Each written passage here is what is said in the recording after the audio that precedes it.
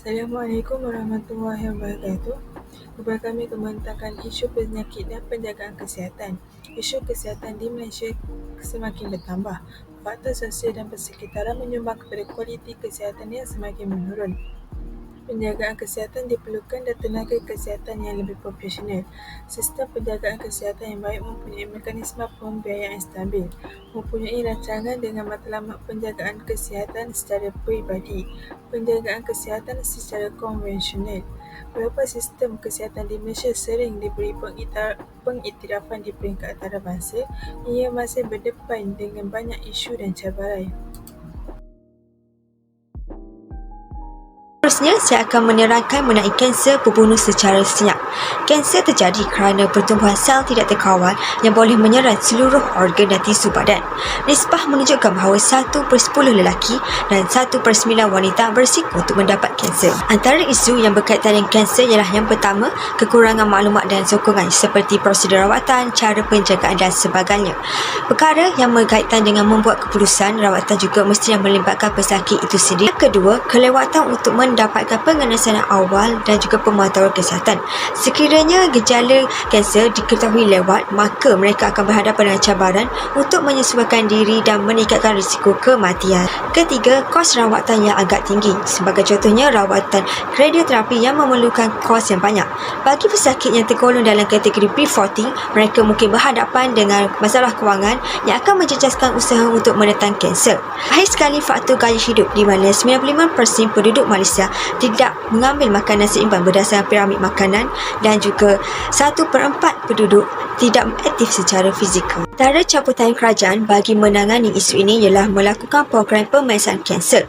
Seperti KKM telah mewajibkan pelajar untuk mendapatkan vaksinasi HPV, ujian pump semen untuk kanser servis, manakala ujian mammogram dilakukan untuk mengesan kanser kolon. Kedua, membangunkan infrastruktur penjagaan kesihatan untuk menambahkan bilangan kemudahan kesihatan dan juga bekalan sumber yang mencukupi. Malah, kerajaan juga telah menubuhkan Institut Kanser Negara bagi mengawal sedia masalah ini. Penyelidikan dan inovasi juga dilakukan melalui kaedah terapeutik dan diagnostik. Inovasi dibuktikan melalui penemuan dalam imunologi, genetik dan juga penggunaan teknologi perubatan yang lebih moden. Akhir sekali, pelaksanaan dasar kawalan tembakau, iaitu pada 2012, kerajaan telah mewartakan kawasan bebas asap rokok. Malah, penggunaan bahan kimia berbahaya juga telah diharamkan melalui pengenalan dasar alam sekitar, di mana bahan kimia seperti arsenik dan benzena telah diharamkan kerana boleh meningkatkan risiko kanser. Saya Nurin Hazira binti Ramlan, S62470, dan tajuk saya adalah penyakit jantung penyebab utama kematian di Malaysia. Jantung merupakan organ terpenting dalam tubuh badan manusia. Jantung mengepang darah beroksigen ke seluruh badan. Menurut Pertubuhan Kesihatan Sedunia WHO, 17.9 juta penduduk dunia meninggal akibat penyakit jantung. Penyakit jantung merupakan penyebab nombor 1 kematian di Malaysia dan tergolong dalam penyakit tidak berjangkit iaitu NCD. Penyakit jantung atau nama saintifiknya kardiovaskular merekodkan catatan kematian yang paling tinggi di hospital. 4 dari 5 kematian ialah disebabkan oleh jantung dan stroke. Penyakit jantung berlaku akibat pengumpulan plak kolesterol yang mengakibatkan saluran darah menjadi sempit, lalu bekalan darah ke jantung tidak mencukupi. Terdapat pelbagai faktor yang mendorong kepada wujudnya masalah jantung. Antara salah satu faktor ialah amalan pemakanan yang tidak sihat. Pengambilan pelbagai makanan tanpa menghiraukan kandungan yang digunakan dalam makanan tersebut akan menyebabkan kita terdedah kepada penyakit diabetes, darah tinggi dan obesiti yang mendorong kepada penyakit jantung. 4 penyakit ini adalah penyakit berangkai. Penyakit berangkai bermaksud jika seseorang memiliki salah satu daripada penyakit tersebut, maka risiko untuk mempunyai semua penyakit kronik tersebut adalah tinggi. Namun, penyakit jantung masih ada penawarnya jika mencegah lebih awal. Penyakit ini boleh dicegah melalui perubahan dalam gaya hidup serta pemakanan yang sihat. Dari sudut pemakanan, seseorang itu harusnya mengamalkan diet yang seimbang. Amalan diet seimbang dapat menurunkan kadar kolesterol dan paraskular dalam darah. Bagi individu yang merokok, disarankan agar berhentilah merokok kerana merokok menjejaskan kesihatan. Berhenti merokok dapat mengurangkan kepekatan darah dan penghasilan radikal bebas di dalam darah. Selain itu, kekalkan berat badan ideal, body mass index yang ideal dalam jumlah 18.5 hingga 24.9 kg per milimeter padu dapat mengurangkan risiko penyakit metabolik. Isu kesihatan mental merupakan cabaran penting kepada kesejahteraan keseluruhan masyarakat. Selalunya disebabkan oleh stigma yang meluas dan kekurangan pemahaman tentang keunikan perjuangan kesihatan mental yang dihadapi oleh setiap individu. Stigma istilah yang digunakan untuk menggambarkan kepercayaan dan sikap negatif terhadap orang yang mempunyai masalah kesihatan mental boleh menyebabkan pengurangan akses kepada penjagaan berkualiti, peningkatan penghasilan sosial dan pengurangan peluang untuk pendidikan dan pekerjaan. Media memainkan peranan penting dalam mengekalkan stigma dengan menggambarkan stereotip yang tidak tepat tentang orang yang mengalami penyakit mental, mensensasikan situasi melalui rujukan yang tidak wajar kepada penyakit mental dan menggunakan bahasa yang merendahkan atau bermusuhan. Contohnya, jika sebahagian daripada media mengaitkan penyakit mental dengan keganasan, itu mempromosikan mitos bahawa semua orang yang mengalami penyakit mental adalah berbahaya.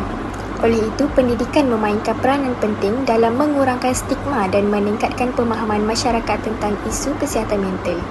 Sebagai contoh, kempen kesedaran kesihatan mental termasuk poster, bengkel dan inisiatif media sosial boleh membantu mengurangkan maklumat salah dan menggalakkan pengesanan awal penyakit mental.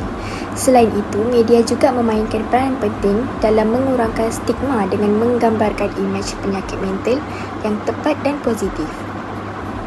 Assalamualaikum warahmatullahi wabarakatuh. Isu saya adalah jangkitan HIV/AIDS di Malaysia. Wabak jangkitan HIV dan AIDS ini kekal sebagai kebimbangan kesihatan awam di seluruh dunia, termasuklah Malaysia.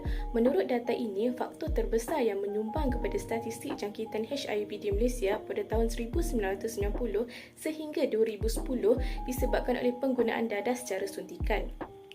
Walau bagaimanapun, faktor tersebut tidak lagi merupakan penyumbang terbesar. Sebaliknya, pada tahun 2022 berpunca daripada hubungan sejenis antara lelaki dengan lelaki. Namun, perkara yang paling membimbangkan ialah hakikat bahawa kadar jangkitan HIV/AIDS ini menunjukkan peningkatan pesat dalam kalangan golongan muda. Terdapat kes HIV yang melibatkan pelajar IPT di Malaysia kerana hubungan sejenis. Ini kerana pelajar merupakan harapan negara dan jika mereka dijangkiti penyakit kelamin, ia bukan hanya memberi kesan buruk kepada pelajar tetapi juga kepada negara yang sudah banyak melabur untuk masa depan pelajar. Dalam membantras jangkitan HIV/AIDS ini, banyak intervensi yang telah dijalankan oleh pihak kerajaan dan juga badan bukan kerajaan NGO. Contohnya seperti pemeriksaan darah dan ujian HIV, rawatan ubat antiretroviral, program pengurangan kemudaratan dan pasukan petugas AIDS kebangsaan. Tidak dapat dinafikan bahawa kesemua langkah intervensi kerajaan dan badan bukan kerajaan telah mencapai kejayaan yang besar, terutamanya dalam program pengurangan kemudaratan. Program pengurangan kemudaratan ini seperti program rawatan gantian metadon dan program pertukaran jarum dan alat suntikan. Menurut laporan Berita Harian 2022, jangkitan baru HIV atau AIDS di negara ini telah menurun sebanyak 70% dalam tempoh 20 tahun. Saya Fatini Izzati binti Kamarul Zaman, nombor matrik S62393. Isu saya ialah isu ketidakseimbangan antara peruntukan beban di permintaan dalam sistem kesihatan. Melalui Kertas Putih Kesihatan, KKM mengenal pasti cabaran yang dihadapi dalam sistem kesihatan negara. Antara kandungan dokumen tersebut adalah ketidakseimbangan antara peruntukan berbanding permintaan. Sektor awam menyediakan perkhidmatan kesihatan yang meluas dengan bayaran yang sangat rendah berbanding kos rawatan di fasiliti swasta. Situasi berkenaan menyebabkan majoriti pesakit memilih untuk mendapatkan rawatan di fasiliti awam, seterusnya menyebabkan kesesakan dan masa menunggu yang lama untuk mendapatkan rawatan di hospital dan klinik kerajaan. Cabaran yang kedua adalah kekurangan sumber manusia, fasiliti kesihatan dan peralatan perubatan. Ini berlaku akibat ketidakseimbangan jumlah petugas kesihatan di antara sektor awam dan swasta. Dokumen ini juga dilaksanakan berikutan beban penyakit yang berganda terus meningkat dari masa ke semasa. Negara Malaysia mungkin berdepan dengan ketidakstabilan serta terbeban dalam penyampaian sistem kesihatan awam sekiranya penambahbaikan secara menyeluruh dan berstruktur tidak dilaksanakan. Peranan kerajaan dalam aspek ini adalah penting bagi memastikan liputan kesihatan sejagat iaitu Universal Health Coverage terpelihara dan menjamin perlindungan risiko kewangan individu apabila jatuh sakit. Langkah ini memastikan kesaksamaan dalam pembiayaan kesihatan dan isi rumah berpendapatan rendah mampu membayar perkhidmatan penjagaan kesihatan. pakej manfaat kesihatan, rakyat dapat mendapat dana kesihatan khusus di bawah pengusaha pembeli strategik bukan berasaskan keuntungan yang ditadbir melalui pelaporan dan pengawasan yang jelas dan berkesan. Isu kenaikan kos rawatan. Kenaikan kos rawatan adalah isu yang dihadapi oleh banyak negara termasuklah Malaysia. Menurut laporan Bank Negara Malaysia, kos perubatan di Malaysia meningkat dengan pantas berbanding dengan inflasi harga umum. Inflasi perubatan di Malaysia adalah yang ketiga tertinggi dalam kalangan negara Asia selepas India, iaitu sebanyak 14% dan Indonesia sebanyak 13.1%. Sebagai contoh, rawatan pesakit yang ingin menjalankan pembedahan untuk pintasan jantung di hospital kerajaan. Hal ini kerana kos yang dibelanjakan adalah lebih murah. Jadi, pesakit perlu menanggung kos sebanyak 20 kali ganda lebih murah daripada kos rawatan yang pesakit membiayai di hospital swasta. Namun begitu, ramai pesakit menganggap bahawa kos rawatan di hospital kerajaan masih dianggap mahal, iaitu sebanyak RM4,000, terutamanya dari golongan yang berpendapatan rendah.